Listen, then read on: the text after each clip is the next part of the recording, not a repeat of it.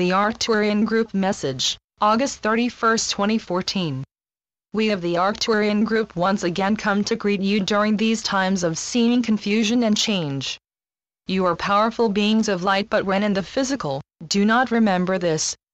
The human experience causes many to think of themselves simply as flesh that will die and that is nothing after death. Because of this, these dear ones often relentlessly seek lives that encompass everything they believe to be good and important regardless of consequences. You often hear the phrase, "You only have one life, so live it to the fullest." Well, yes, do live to the fullest, which means living in a consciousness of truth and not human concepts. You do have only one life on earth, one at a time. You have all lived hundreds of lifetimes. You who read and resonate with these messages are old souls.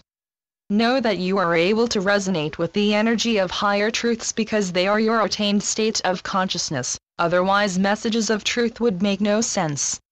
Energy flows and resonates with like energy, which is why you are now discovering that certain people, foods, entertainments, etc. no longer seem important. Your resonance has changed while these things have not. You no longer resonate with them.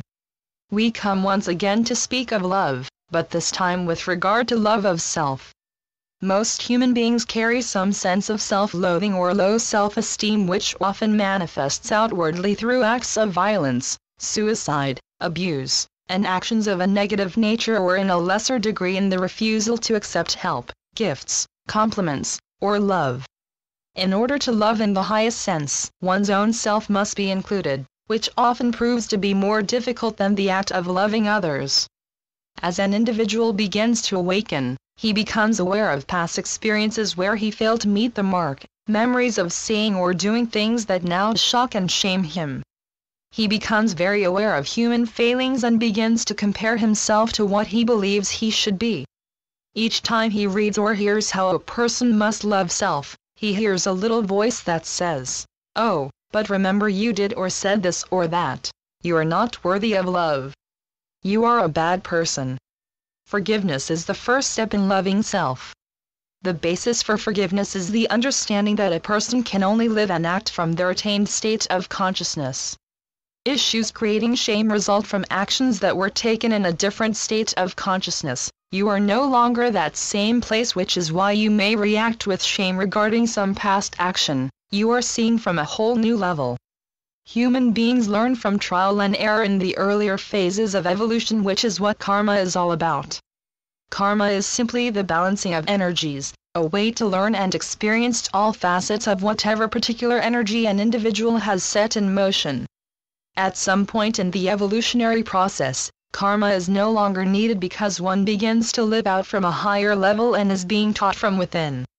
As serious students of truth, you have been meditating, sending light to Gaia and her kingdoms, and doing what you are guided to do and study.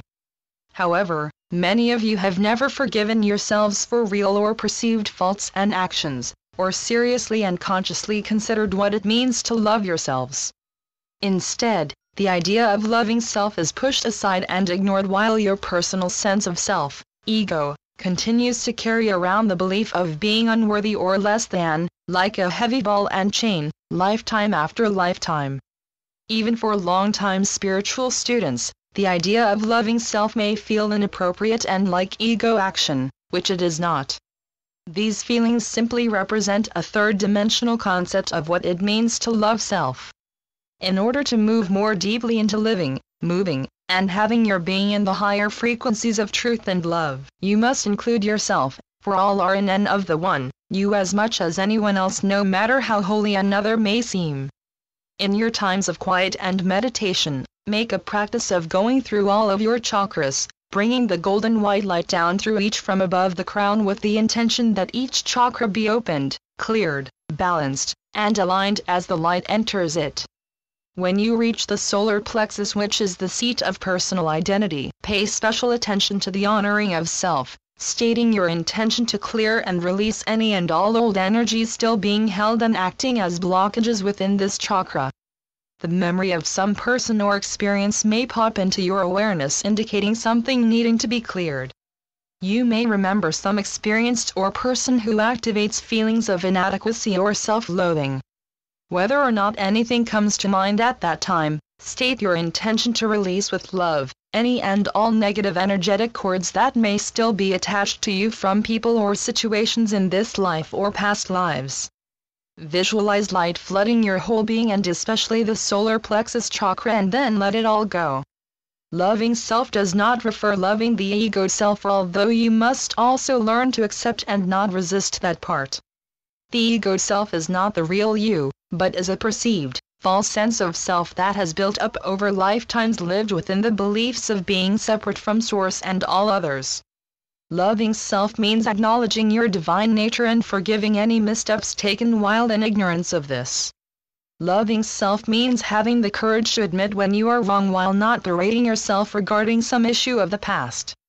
Loving self means to live out from who and what you really are in spite of appearances. It is a taking back of the innate power you unconsciously allowed to be taken from you. During the process of learning to love self, try to avoid going into resistance with regard to the thoughts that may come into your awareness. When a spiritual student begins to recognize and acknowledge his divine nature, he often finds that there also comes that determined ego voice whispering of how short he falls of the truths he is learning and reminding him of the many ways in which he has shown that his nature is not divine. There will come the temptation to resist these thoughts, telling oneself, "I must not allow this voice to govern me. Go away, I will not accept these thoughts," etc., etc. Resistance simply gives a power to these impersonal ego suggestions. A better inner response would be, "Yes, I have believed myself unworthy, and yes, I still carry guilt and feelings about certain things I have done in the past, but I now choose to release these old energies and move ever more deeply into an awareness of who and what I really am, to accept that I am that I am."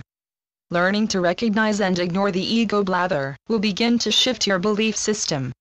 It won't be long before you have reprogrammed habitual thinking and begun to trust in the truth, because you now realize that you not only have, but are the power and presence to be what you are and do what you came to do.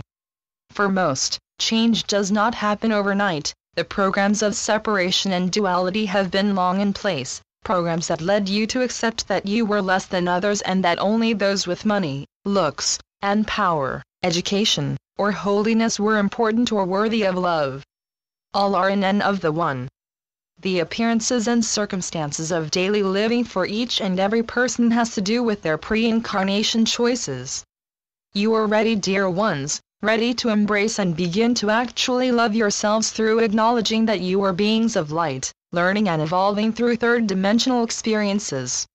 Once you unlock the door of loving self as self, you will discover that this is the long-hidden key, the Holy Grail, hidden where none find it until ready, and thus you open the way for divine love and all its qualities to flow infinitely within and without.